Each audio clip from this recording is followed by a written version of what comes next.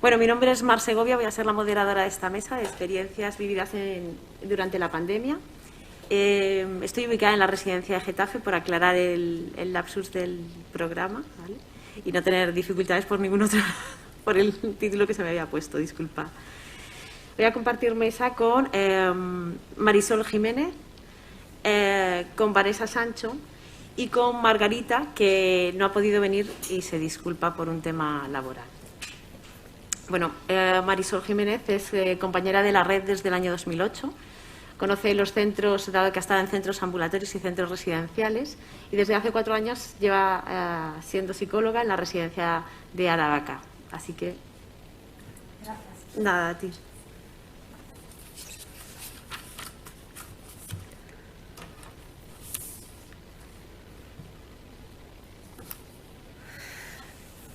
Bueno, hola a todos, soy Marisol, trabajo en la mini residencia de Aravaca y quería compartir con vosotros cómo hemos vivido la pandemia y la seguimos viviendo desde nuestro recurso. Para ello, hemos querido dividir nuestra experiencia en 3 momentos diferentes: el estallido de la pandemia, durante la pandemia y el momento actual. Antes de comenzar con la comunicación, quería compartir con vosotros el testimonio de alguno de mis compañeros, así que cuando queráis podéis poner el vídeo.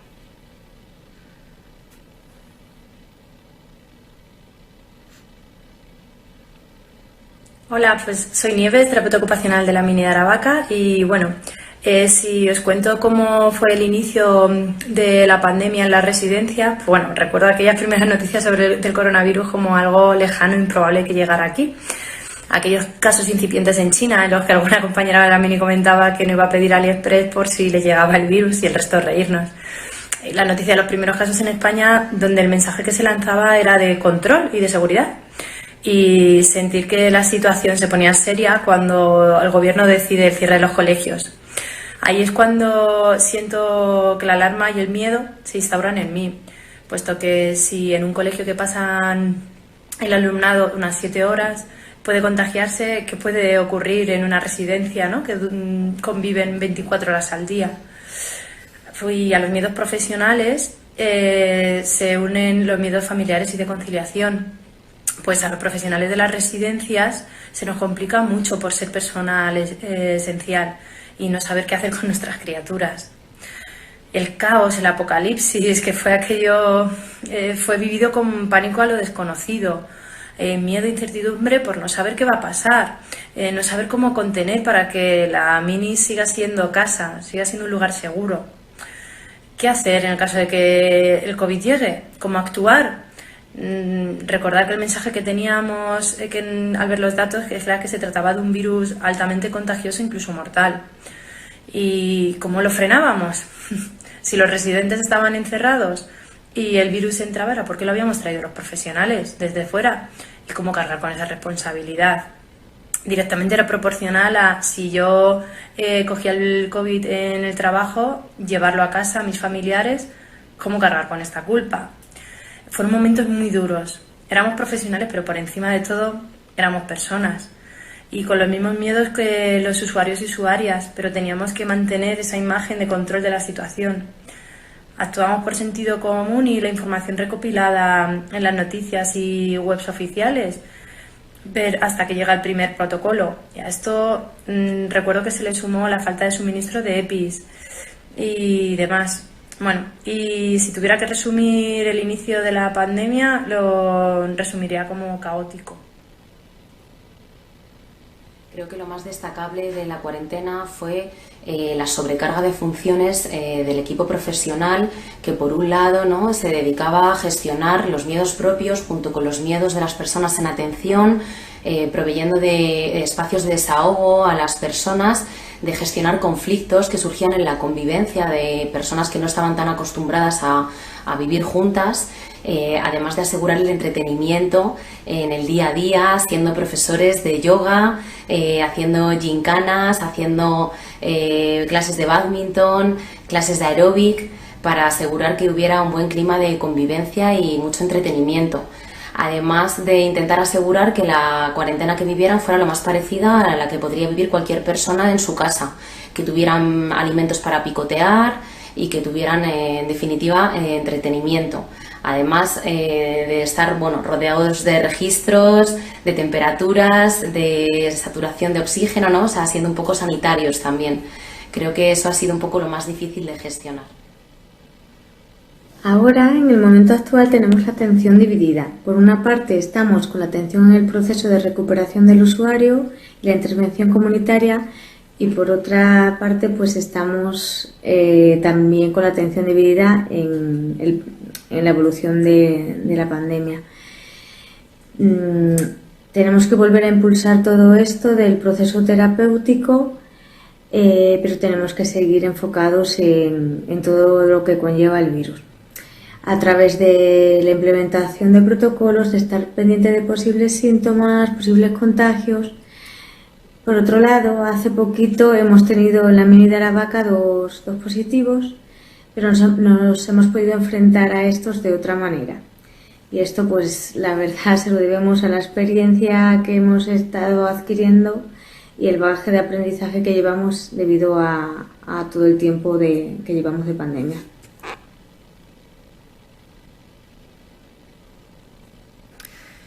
Bien, pues como bien dice mi compañera Nieves, el estallido de la pandemia, ¿no? Cuando vemos en los medios de comunicación que se nos confina a todos en los domicilios, todos sentimos mucho miedo. No solamente miedo a nivel personal, sino también miedo a nivel profesional, sobre todo en función de cómo íbamos a poder adaptar el funcionamiento de nuestro dispositivo a esta nueva situación. Fue una temporada de mucha incertidumbre y de mucha tensión, donde tuvimos bastantes dificultades. Tuvimos que hacer grandes esfuerzos para adaptar nuestras jornadas de trabajo y para colocar nuestra vida personal. Bien, como dice mi compañera Nieves, nosotros no podíamos teletrabajar desde casa, así que teníamos que colocar a nuestros niños y a nuestras personas dependientes. Tuvimos dificultades para coordinarnos con atención primaria, con especialistas y salud mental. Recuerdo que quedó todo el sistema sanitario desmantelado y nos vimos un poco solos, perdidos y con muchas dudas respecto a la situación actual.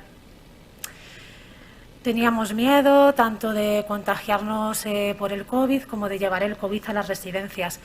Y lo que se une, ¿no? La falta de EPIs. En aquellos entonces no había mascarillas ni EPIs para los sanitarios, pues mucho menos para nosotros, ¿no? Entonces trabajábamos con mascarillas improvisadas, hechas de tela, bien por nosotros, por nuestros familiares o incluso donadas por la UME. Fue una época de toma de decisiones complicadas que tuvimos que tomar de manera inmediata. Fueron decisiones que no gustaron a todos los residentes, ¿no? Y que crearon mucho debate en los equipos.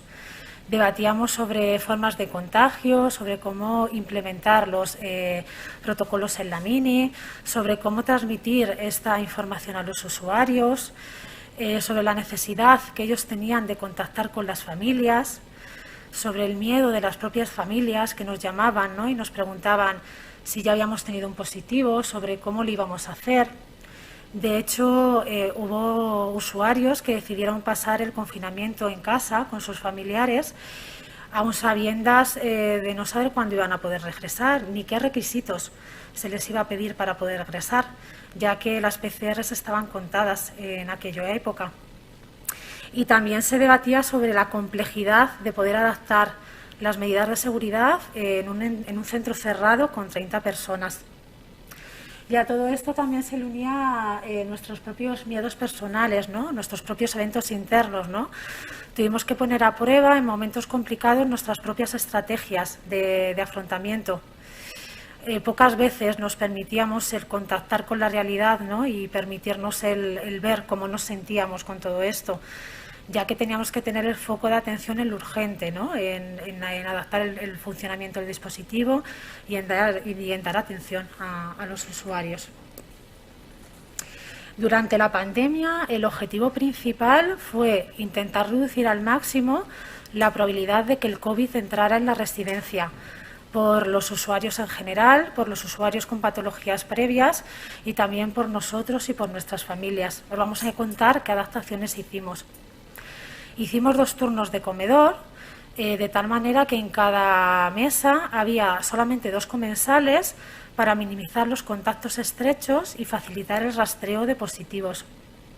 Hicimos incluso un tercer turno para aquellas personas que, a pesar de nuestros esfuerzos y de nuestra intervención, no se adaptaron al nuevo funcionamiento del dispositivo y pasaban el día deambulando por Madrid en contextos que nosotros percibíamos de mayor riesgo de contagio.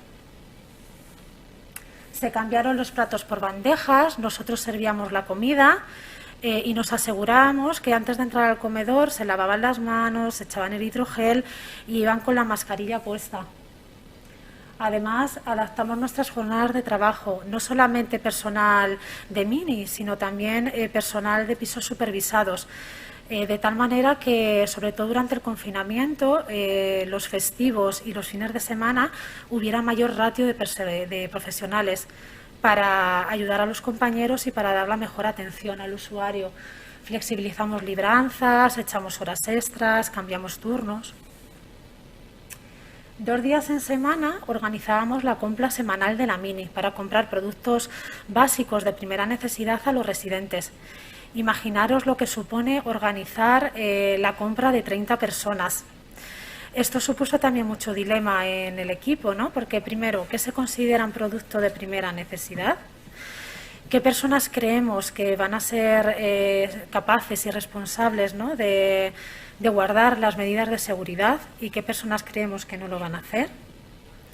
Porque al final cualquier salida del centro se considera una salida de riesgo que nos exponía a todos. Reflexionando esto con el equipo, sí que creemos que a lo mejor, bueno, pues podíamos haber individualizado más, ¿no?, o haber coordinado los apoyos de otra manera, ¿no?, para no restar, ¿no?, autonomía al usuario. En aquel momento, bueno, pues yo creo que hicimos, ¿no?, un poco lo que pudimos. Ya os digo que fue una época de toma de decisiones importantes que había que tomar de manera inmediata, ¿no? Poco tiempo nos dio para reflexionar. También se debatía de, porque nos ha pasado, ¿no?, de llegar al supermercado y ver que no hay para todos, porque también pasaba, ¿no?, que ibas al supermercado y sobre todo los productos de primera necesidad, algunos habían agotado. Y entonces, ¿qué hacemos? ¿Cogemos lo que hay y lo rifamos en la Mini o intentamos buscar un producto similar para comprar lo mismo a todos?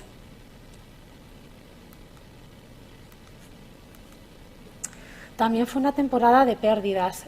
Perdimos gran parte de los talleres por protocolo, gran parte de las tareas domésticas, los grupos de cocina. En definitiva, perdimos aquellas actividades que daban sentido a nuestro recurso. Perdimos la intervención comunitaria, uno de los pilares básicos en la rehabilitación psicosocial. ¿Y qué hacemos con la ocupación de 30 personas? Y a esto se unía la complejidad de que todas las actividades que hacíamos tenía que cumplir con las medidas de seguridad. Vamos a contaros un poco lo que hicimos con la ocupación. Creamos asambleas casi a diario para acompañarnos y compartir, usuarios y profesionales, para compartir cómo nos sentíamos, muchas veces incluso para compartir el silencio, porque no había mucho más que decir, para hablar sobre la evolución de la pandemia, para hablar de cambios de protocolo, ¿no?, pero también para crear cohesión grupal, ¿no?, y para un poco que calara, ¿no?, la idea de cuidarnos a nosotros mismos para cuidar al otro. Bien, como dice mi compañera Seila, nos convertimos un poco en profesores de yoga, de pilates, de baile. Esta actividad fue una actividad muy bien recibida, tanto por usuarios como por profesionales, porque era de los pocos momentos que podíamos relajarnos, echarnos unas risas, relacionarnos de una manera mucho más distendida. Recuerdo que en esta actividad salían los vecinos a sus balcones y hacían la actividad con nosotros y después todos aplaudíamos. Seguimos trabajando en nuestro huerto, incluso creamos un bar. Esta actividad también fue muy bien recibida por todos y requirió de mucho esfuerzo, no solamente esfuerzo por parte de los profesionales de atención directa, sino también por profesionales de mantenimiento, de limpieza, de cocina, porque supuso el duplicar la organización del comedor al patio para seguir respetando los contactos estrechos y para seguir respetando las medidas de seguridad. Montamos, desmontamos mesas, desinfectamos, estábamos pendientes en todo momento de que se cumplieran las medidas de seguridad. Recuerdo que cuando terminó el turno todos estábamos muy cansados, pero fue una actividad que mereció mucho la pena y fue muy bien recibida. Tomamos la temperatura dos veces al día, por la mañana y por la noche, para detectar de la manera más precoz posible posibles síntomas y de esa manera pues evitar, ¿no?, que se extendiera el virus. Organizamos el salón para establecer un aforo. Esto creó muchos problemas de convivencia. Al final el salón de la Mini es igual que el salón de nuestra casa. Tú vas al salón a ver una peli, a escuchar las noticias, a ver vídeos en YouTube, a echarte un cigarro si es que fumas, ¿no? Allí en la Mini, cuando ibas a entrar al salón, si el salón estaba lleno o estaba el aforo lleno, alguien te tenía que ceder el sitio. Y si nadie te cedía el sitio, ¿qué hacías? Te ibas a la terraza. Pero es que en la terraza también tenías que cumplir con unas medidas de seguridad. Entonces, si en la terraza nadie te cedía su sitio, ¿qué hacías? Te ibas a la habitación. Aquí surgieron muchas rencillas entre los residentes y fue un papel fundamental el que los profesionales mediáramos, ¿no?, y contuviéramos, ¿no?, la situación. Y esto era, bueno, pues muy cansado tanto para ellos como para nosotros. Creamos en la cuarta planta 2 habitaciones de aislamiento.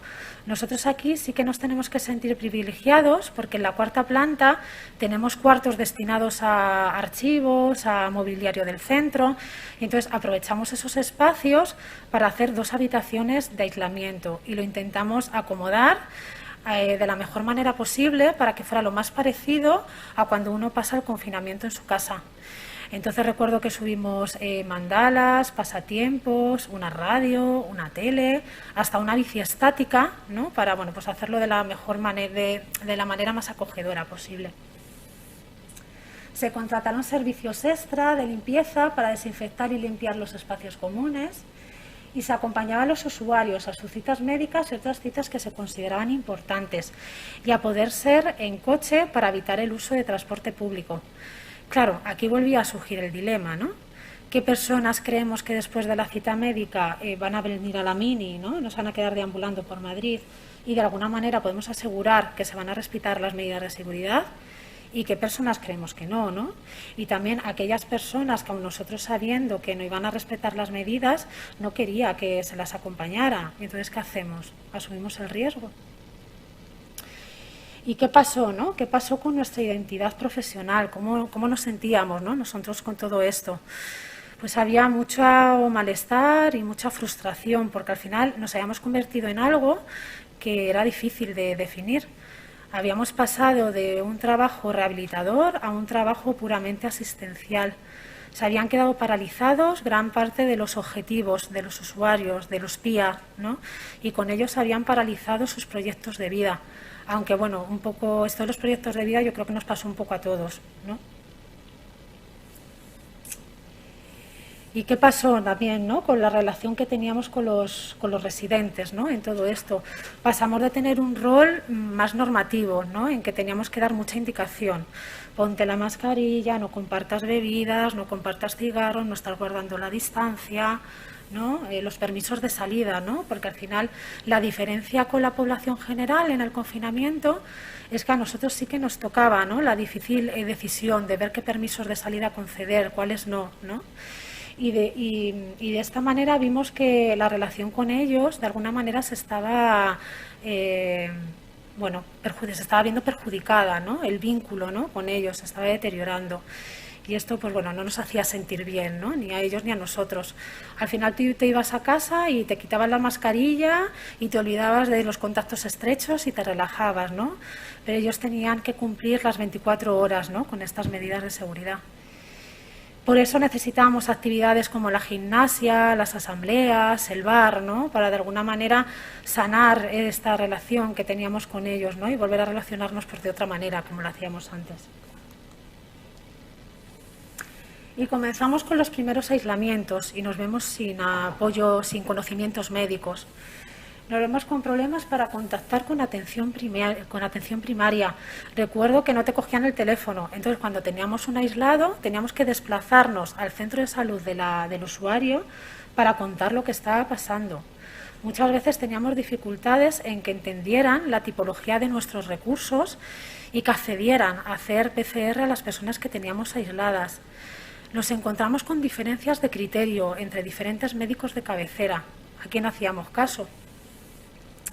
Nos empezaron a llegar a la residencia saturadores de oxígeno, diferentes tipos de EPIs, empezamos a familiarizarnos con los protocolos de aislamiento.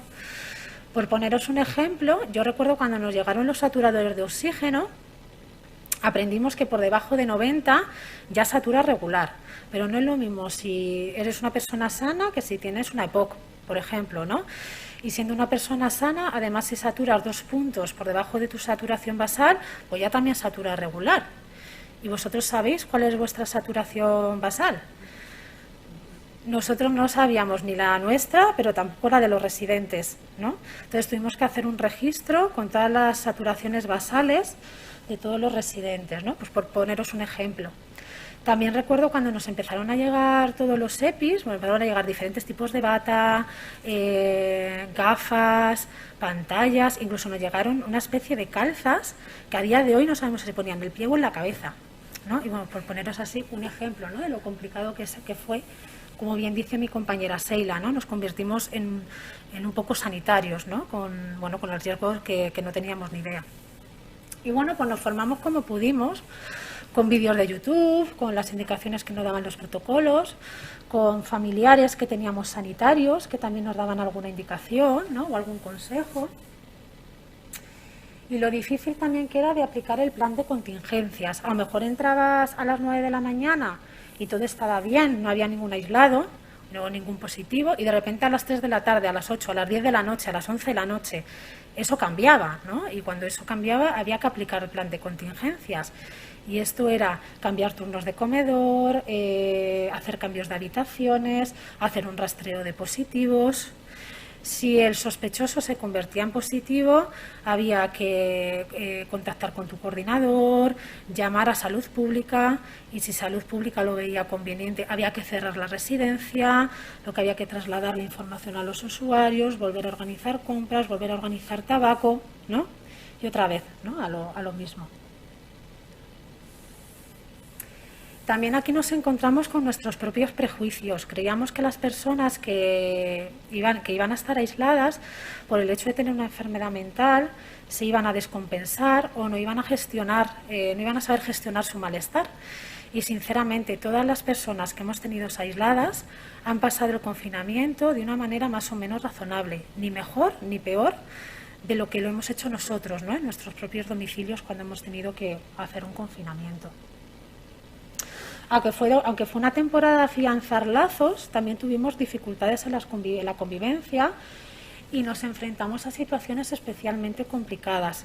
Recuerdo que tuvimos usuarios que se descompensaron y no se podían hacer ingresos psiquiátricos porque bien o no había camas en psiquiatría o no pudimos contactar con sus psiquiatras de referencia. Tuvimos a usuarios con adicciones activas que quedaron confinadas y pasaron el síndrome de abstinencia en la residencia, lo que eso supuso para los profesionales, pero también para los residentes. Incluso tuvimos recientes incorporaciones con un funcionamiento más anárquico, con dificultades para asumir límites, que a pesar de nuestros esfuerzos y de nuestra palabra, ¿no?, porque más allá de nuestra palabra tampoco tenemos más herramientas, pues decidían irse de la mini y pasar el día deambulando por Madrid, y a lo mejor llegaban con el turno de noche o llegaban al día siguiente. ¿Y qué hacíamos con esas personas? Las dejábamos entrar y asumíamos el riesgo, las dejábamos en la calle. Bueno, pues época de toma de decisiones, ¿no?, complicadas y que se tenían que tomar de una manera inmediata. Concienciamos, y lo seguimos haciendo, sobre la importancia de respetar las normas de higiene, ¿no?, y la distancia de seguridad, y como ya os he comentado antes, ¿no?, este rol más normativo, ¿no?, lo que también genera la relación que tenemos con ellos. Bien, y el momento actual. Bien, como dice mi compañera Ana, ahora estamos cambiando el foco de atención y estamos intentando volver a hacer lo que hacíamos antes. Tenemos la atención dividida en el propio proceso de recuperación del usuario, en volver a trabajar por objetivos, en volver a trabajar la intervención comunitaria, ¿no?, a volver a impulsar el proyecto de vida, en definitiva, a volver a trabajar de dentro hacia afuera, ¿no?, que es lo que eso es, como trabajamos todos. Pero tampoco podemos perder de vista, ¿no?, la pandemia, por eso seguimos midiendo temperaturas, recordando la importancia de cuidarnos dentro y fuera del centro, y estamos pendientes de la actualización de los nuevos protocolos.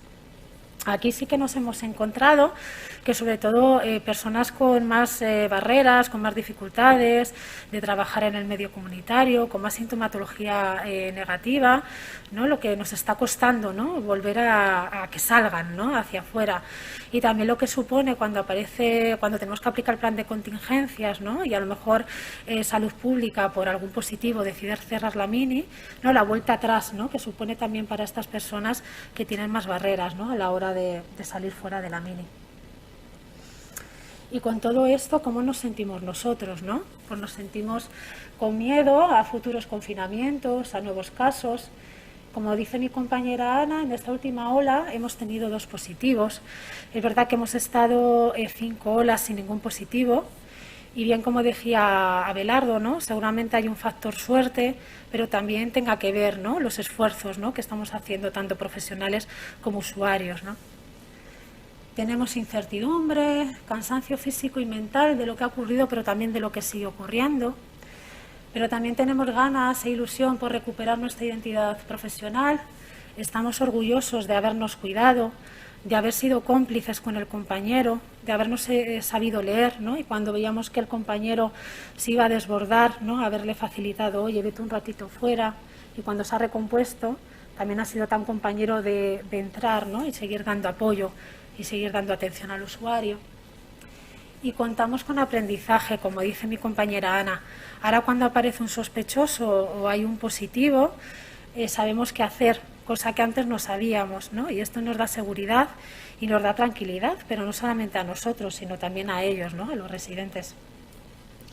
Y ya poco más que contaros, que muchas gracias por habernos dado la oportunidad de poder compartir con vosotros cómo hemos pasado la pandemia. Y gracias, compañeros, por vuestra fuerza, por vuestro compromiso y por vuestra pasión por lo que hacéis. Gracias.